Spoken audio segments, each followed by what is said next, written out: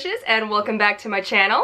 For those of you who are new, my name's Courtney Mermaid. I'm also known as the Vancouver Mermaid. I create mermaid content here on YouTube, and I make and sell mermaid tails and apparel, and I've been mermaiding, and that means swimming in a mermaid tail, for about 10 years now. And this video is going to be a bit different than the usual kind of stuff that I do on this channel, so bear with me, but this is a really important topic, and I'm also a little bit sick, so if I sound a bit off, that's what's going on there. In today's video, we're going to talk about Chester, the false killer whale from the Vancouver Aquarium, who very sadly passed away this morning.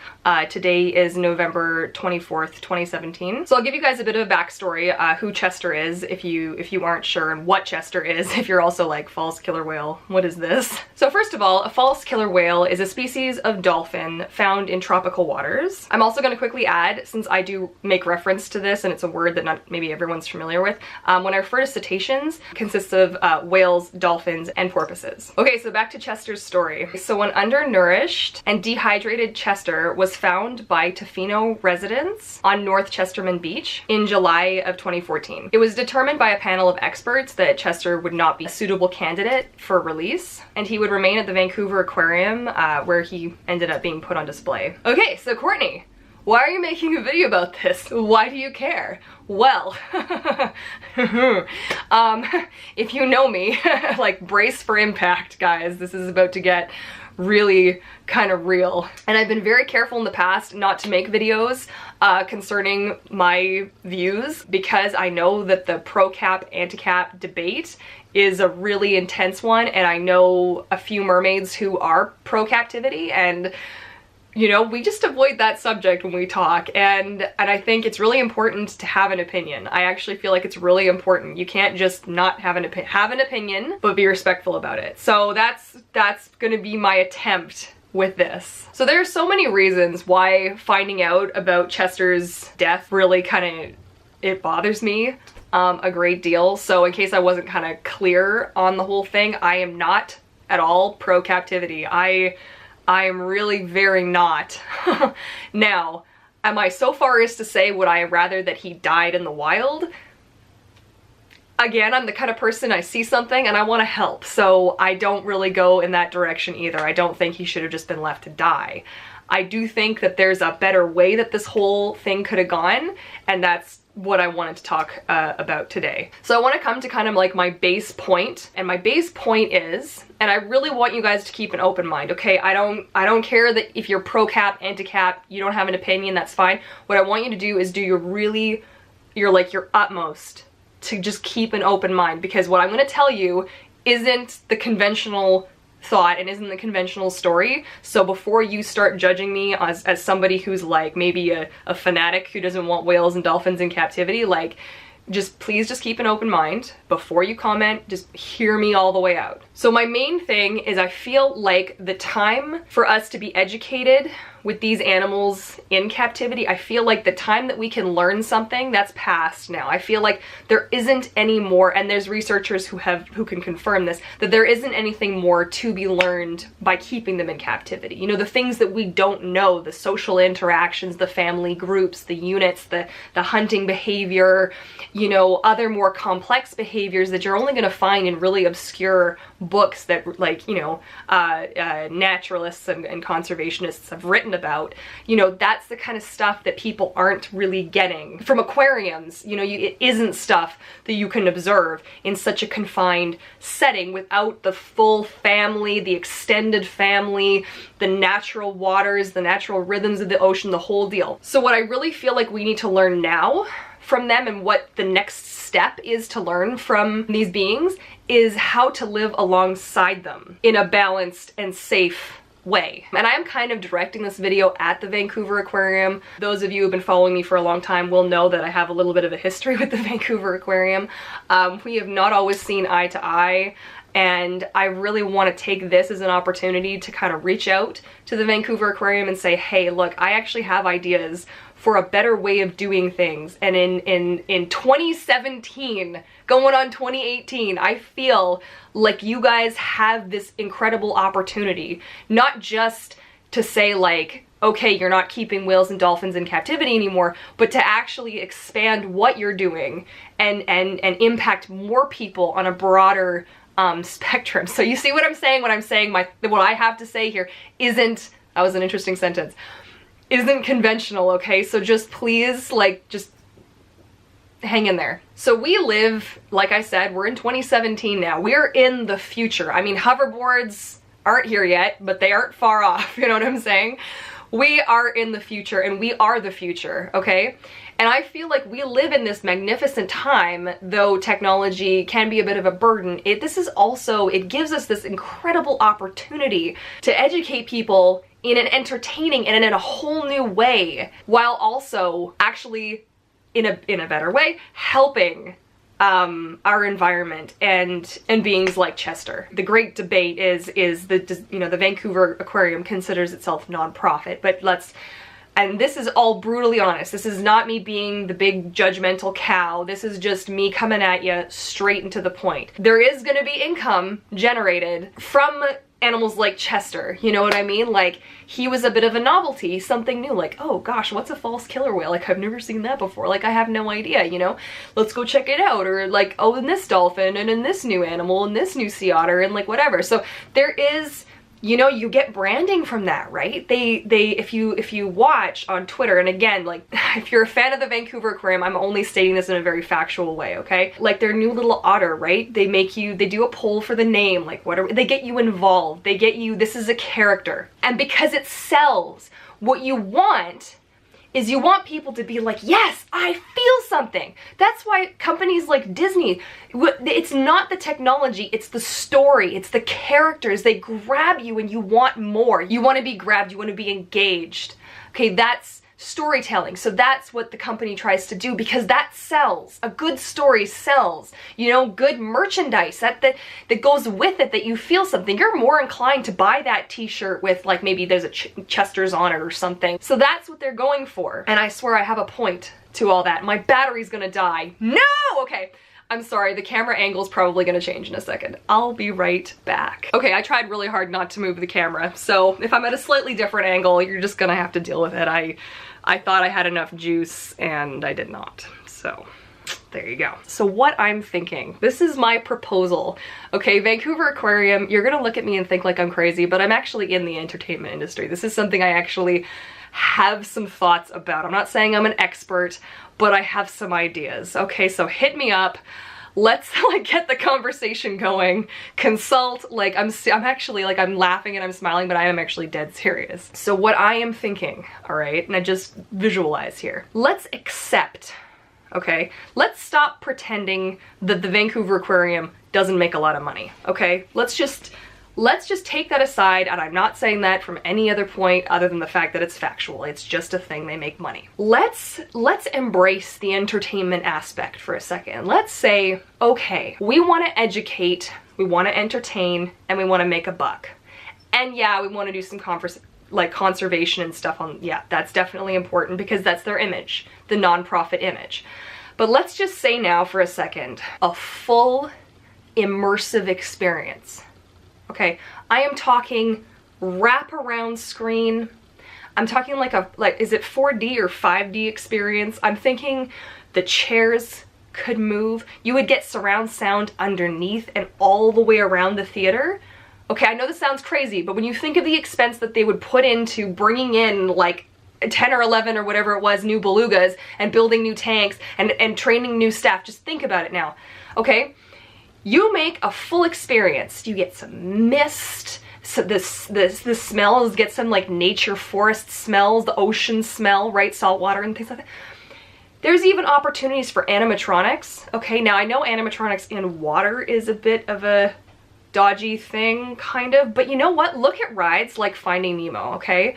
Look at in Disneyland, how they have screens underwater, like in the water on plates or behind it's all their mystery of how they do it. But you guys are smart. You could figure it out. You could hire a team for what you all make, the initial investment, and then the outcome from that. Okay, I know I sound crazy, but you think about this. You want to have that relationship. What say you now? Okay, let's look at Chester's life. All right, I swim in pools bigger than what he was living in. Are you kidding me? You get your crew out there right away. You get that phone call, hey, we've got this guy, he's stranded, like, he is in bad shape, what do? We get the team out there right away, okay? You get your guys with their 4K lenses. Again, expense, but worth it. You track his entire progress, the whole thing, rehabilitation, the interactions between the staff and him. A real documentary, but really immersive style, okay? Like any of those really killer, awesome, like Disney documentaries that you see, all right? You get yourself a crew, you get yourself educated for that, and you do it. You just commit to the entertainment fact here. But what you do is you show people, you lead the way, you show people that there's a better way to do it. You show that Chester, he shouldn't have lived in a concrete pen. Okay, he wasn't able to be released. Okay, fine. What's wrong with the sea pen? I just want you to really don't dive into your whole thought there. Just take a second and just ask yourself, what would have been best for him? Not what it would have been best for the aquarium, not what it would have been best for entertainment and income and all of that junk. And say to yourself, what would have been best for him? Okay, a sea pen. If he can't actually be rehabilitated and released, a sea pen. Natural ocean environment, natural waters, hearing the sounds of the sea, okay? The sounds of the sea. I sound like I'm gonna break into song here. Okay, so now you have his whole story. Now you've got your marketing. You could get a little cartoon action going on there for the little kids, right? For the tots. You could get, you know, flash animation. It's totally possible. You know what I mean? But what you would be doing, you could go even more in depth, more than just having people stand there and watch him do tricks. Because if you're really about the education is actually in the rehabilitation and in the presentation. What happened to him? What could have happened to him? How about other whales and dolphins and stuff? You know, the issues of trash and pollution in our oceans, all of these things could make a really dramatic, and I hate to say it, but entertaining experience for people that you could, and come at it from that you want to send people away wanting more and wanting to do something to help, which would totally feed in to all of the other things that Vancouver Aquarium stands for and commits to with their conservation efforts, their ocean-wise programs, and all that kind of stuff, right? So really, you know, and I mean, yes, there would be the expense, but if you really think about it, isn't it more expensive not to? You guys are paying for lawyers. You guys are dealing with freaking crazy protesters, which I'm sometimes out there. You guys are dealing with nothing but negative news and media and stuff. But the thing is, like, at the end of the day, I think it would be at this amazing opportunity. Like, all of these other aquariums are just going right down the, you know, the flusher, as it were. You guys could have this opportunity. You could lead the way in something totally new and dynamic, an experience. People would be like, yeah, I'm going to the Vancouver Aquarium, man, this is gonna be epic. You know, you could still keep some of the exhibits with some of the fish and things that are, you know, more, I guess, fair. People, you know, fish collectors and this kind of thing, people keep fish in aquariums and that kind of thing, right? But you have this opportunity, and I really just feel like, you know, why not take it? The technology's caught up. We are here. We are in the era where this kind of stuff is possible. You know, think about it. Think about it. Disneyland and these big theme parks, what do they all have in common? It's that character-driven experience. What if you guys could bring that? People love Mickey Mouse. The kids loved and connected with this. Was something that they said on a couple of different news stations. They had said, like, oh, well, the kids really connect with Chester. The kids, they connect in a way that's not the same as if they actually knew more of the backstory. Do you know what I mean? People, and this is all about, like, primal branding. I'm actually referencing a book, Primal Branding, brilliant book. I'm actually still reading it right now. It's really good. But this goes back, excuse me, to the fact that people will pay for what they care for.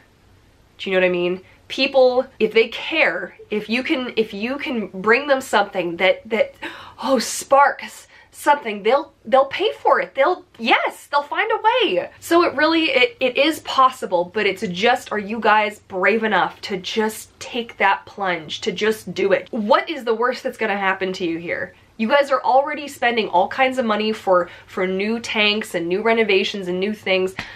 Why not Why not explore something that nobody else has done in the aquarium industry, okay? So back to Chester. So regardless of the fact that he couldn't be released, he still deserved, like, he's still, like, just to get back to, like, why this whole thing kind of, it just kills me. Like, he spent out the rest of his days just swimming around, like, in circles in a concrete pool, entertaining people, and what you learn from that kind of entertainment isn't what you could learn on a larger scale.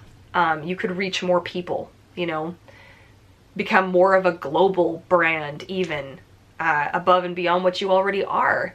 And in so doing, accepting the fact that you are an entertainment industry, accepting it, valuing it, and saying, okay, we're gonna make this money and we're gonna reinvest what we need to really show that this is what we're committed to. Because it's just like, it's kind of dodgy right now. You guys have some unfortunate dealings here and there, SeaWorld ties, the whole thing. That's a whole other topic of convo here. But I really think that you guys doing good could actually do good for you, could do good for you. Like, I sound like one of my grade 3 here, do good, do gooder. But it could actually benefit you guys as well. So Vancouver Aquarium, I just want to address you guys directly for a second here. You guys have a really, a prime opportunity here.